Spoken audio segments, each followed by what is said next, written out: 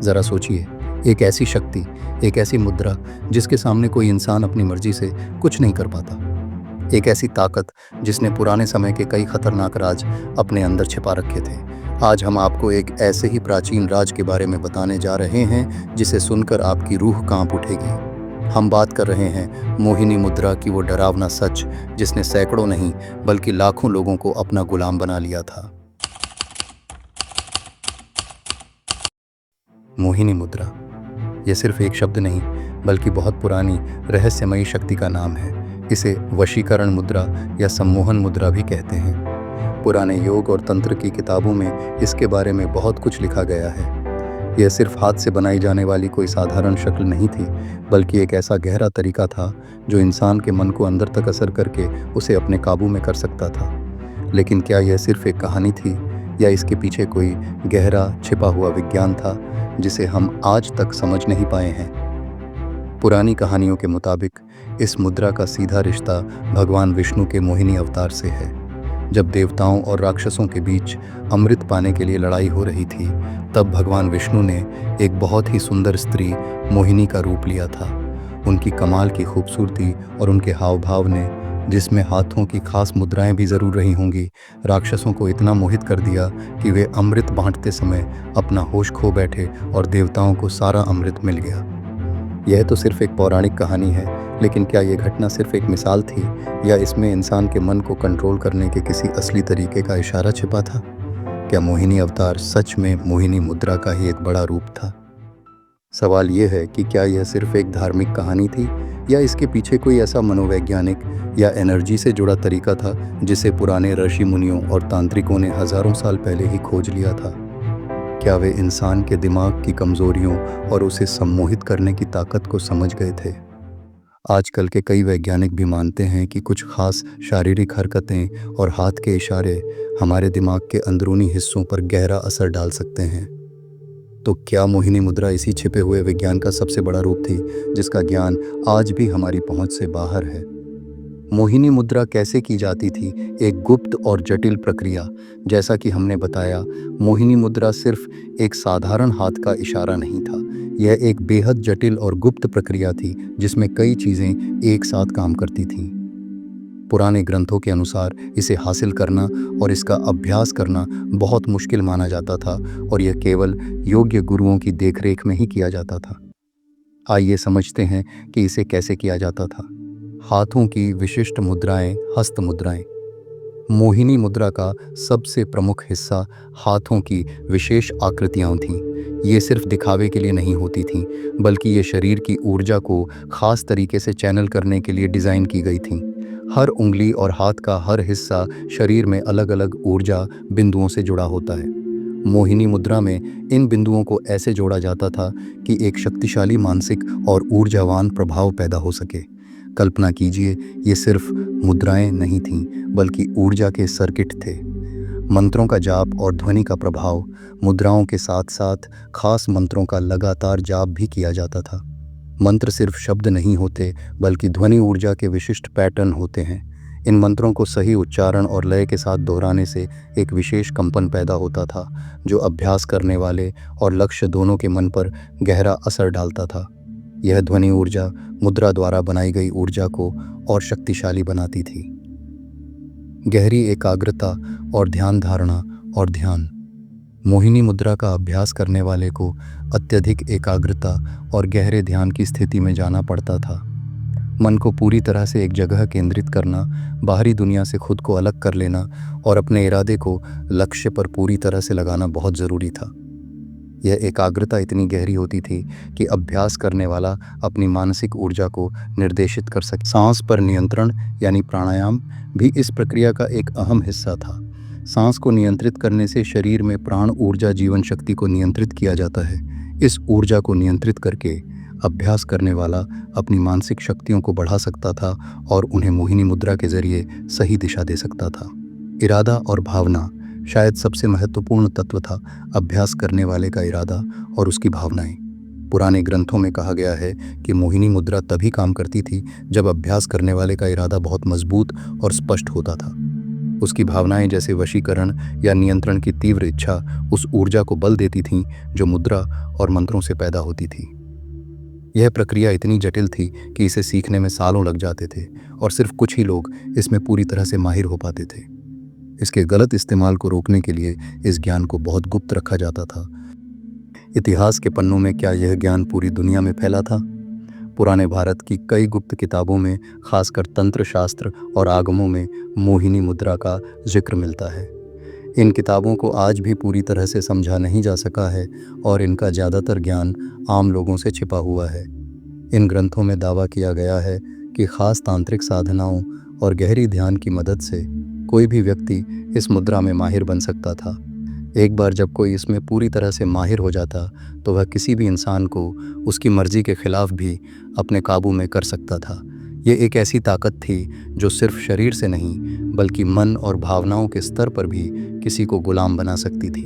लेकिन सबसे हैरान करने वाली और रहस्यमयी बात यह है कि सिर्फ भारत ही नहीं बल्कि दुनिया के दूसरे हिस्सों में भी, खासकर यूरोप में पुराने समय में, इसी तरह की सम्मोहन के तरीके और मेस्मेरिज्म का इस्तेमाल होता था। क्या यह सिर्फ एक इत्तेफाक था या फिर यह कोई पूरी दुनिया में फैला हुआ गुप्त समाज था जो इस पुराने और ख़तरनाक ज्ञान को सदियों से एक जगह से दूसरी जगह फैला रहा था, उसे पीढ़ी दर पीढ़ी छिपाकर रखता रहा? ज़रा सोचिए, एक ऐसा नेटवर्क जो सदियों से पूरी दुनिया में काम कर रहा हो, लोगों के दिमागों को काबू कर रहा हो और इतिहास की दिशा बदल रहा हो। क्या पुराने भारत के रहस्यमयी ज्ञान और यूरोप के गुप्त समाजों के बीच कोई अनजाना रिश्ता था? क्या सिल्क रोड या पुराने समुद्री व्यापार के रास्तों से यह गुप्त ज्ञान एक सभ्यता से दूसरी सभ्यता तक पहुंचा? या फिर यह इंसान के मन की एक आम कमजोरी थी जिसे अलग अलग संस्कृतियों ने अपने अपने तरीके से खोज लिया था? इन सवालों के जवाब आज भी इतिहास के पन्नों में दबे हैं, लेकिन एक बात पक्की है, इंसान को काबू करने की कला सदियों से मौजूद रही है और मोहिनी मुद्रा उसका सबसे ताकतवर और रहस्यमयी रूप हो सकती है। इतिहास गवाह है कि जब भी कोई ख़ास ताकत मिलती है उसका गलत इस्तेमाल ज़रूर होता है। मोहिनी मुद्रा के साथ भी ऐसा ही हुआ। पुराने और बीच के समय के भारत में ऐसी कई कहानियाँ हैं जहाँ इस मुद्रा का इस्तेमाल लोगों को, यहाँ तक कि बड़े समूहों को भी अपना गुलाम बनाने के लिए किया गया। इन कहानियों में अक्सर ऐसे तांत्रिकों, जादूगरों और यहाँ तक कि दरबारियों का जिक्र आता है जिन्होंने अपनी ताकत बढ़ाने या अपने दुश्मनों को काबू करने के लिए इस डरावनी कला का सहारा लिया। कहते हैं महाराजा मानसिंह के दरबार में एक बहुत ही ताकतवर और बदनाम तांत्रिक था जिसका नाम छिपाकर रखा गया है। यह तांत्रिक अपनी मोहिनी मुद्रा के ज्ञान के लिए जाना जाता था। कहा जाता है कि वह अपनी जादू भरी आँखों और हाथों की खास मुद्राओं से किसी भी दरबारी को, यहाँ तक कि ताकतवर योद्धाओं और मंत्रियों को भी अपने इशारों पर नचा सकता था। उसने इस ताकत का इस्तेमाल अपने दुश्मनों को हटाने, राजा को प्रभावित करने और अपनी निजी इच्छाओं को पूरा करने के लिए किया। उसके असर में आए लोग एक तरह की बेसुध हालत में चले जाते थे जहाँ वे वही करते थे जो तांत्रिक उनसे चाहता था, बिना किसी सवाल या रोक टोक के। लेकिन हर ताकत की एक हद होती है और कुदरत का न्याय अक्सर अचानक होता है।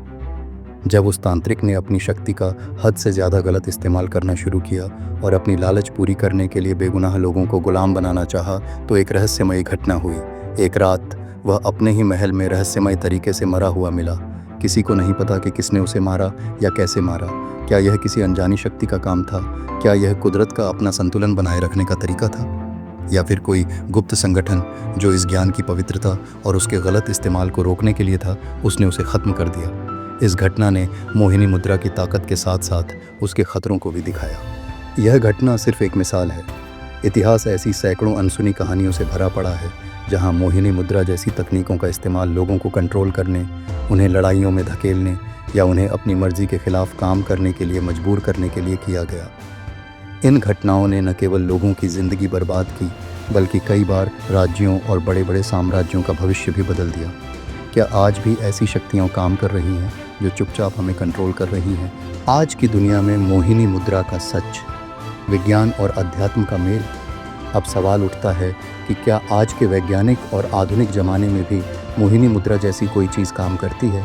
क्या यह पुरानी विद्या सिर्फ कहानियों तक ही सीमित है या फिर इसका कोई हिस्सा आज भी हमारे बीच मौजूद है?